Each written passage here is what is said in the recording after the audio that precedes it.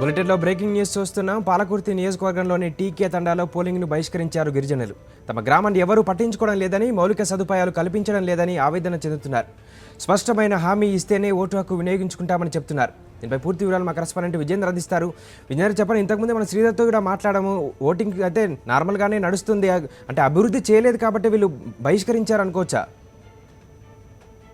నరేష్, ముమ్మాటికి ఓటర్లు చెప్పేది స్పష్టంగా తెలుస్తుంది. ఎందుకంటే ఎక్కడ టీకే తాండాలో ఇప్పటి వరకు మౌలిక సదుపాయాలు అంటే రోడ్డు కానీ తాగమంటే నీళ్లు కానీ ఇలాంటి సౌకర్యాలు ఏమీ లేవు. మౌలిక సదుపాయాలు కల్పించలేదు కాబట్టి మాకు మౌలిక సదుపాయాలు కల్పిస్తేనే మేము ఓటు హక్కు వినియోగించుకుంటామనేది అక్కడ ఓటర్లు స్పష్టం చేస్తున్నారు. మొత్తం కూడా గిరిజనులు 423 మంది ఓటర్లు ఉన్నారు.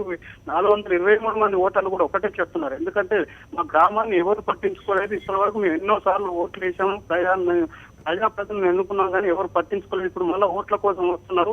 అప్పుడు కూడా మా ఊరికి ఎవరు వచ్చినా మేము ఇదే అడిగాము, కానీ అందరూ కూడా చేస్తామని చెప్పారు కానీ ఇప్పటి వరకు చేయలేదు. కాబట్టి మేము ఈ ఓటు హక్కును వినియోగించుకోలేకుండా బహిష్కరిస్తున్నామని చెప్తున్నారు. మొత్తానికి అక్కడ ఇప్పటి వరకు ఒక్క ఓటు కూడా పోలింగ్ కాలేదు. మొత్తం నిర్మానుష్యంగా బోసిపోయి పోలింగ్ కేంద్రం ఉండడం జరిగింది. నరేష్, అంటే ఎలక్షన్ అధికారులు వాళ్ళని అవేర్నెస్ చేయడం జరుగుతుందా?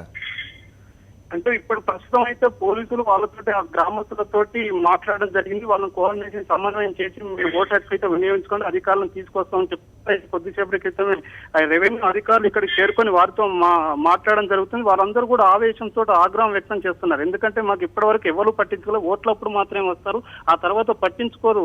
ఈ రోజు మీరు ఏదో చెప్తారు వెళ్ళిపోతారు, మళ్ళీ మా గోస ఎవరు పట్టించుకోరు. కాబట్టి మేము ఓటును వినియోగించుకోము, పోలింగ్ ను బహిష్కరిస్తామనేది మాత్రం వాళ్ళు స్పష్టం చేస్తున్నారు. అక్కడ గ్రామానికి సంబంధించిన సర్పంచ్, ఎంపీటీసీ వాళ్ళని కూడా పిలిచి వాళ్ళతోటి మాట్లాడే ప్రయత్నం చేస్తున్నారు.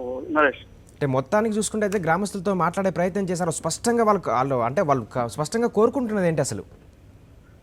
గ్రామానికి వెళ్ళడానికి దారి లేదు, త్రాగునీరు లేదు, అదే విధంగా అక్కడ ఎలాంటి మౌలిక సదుపాయాలు లేవు. అంటే డ్రైనేజీ వ్యవస్థ లేదు. అంత మొత్తం చాలా దుర్భరమైన పరిస్థితుల్లో మేము బతుకుతున్నాము.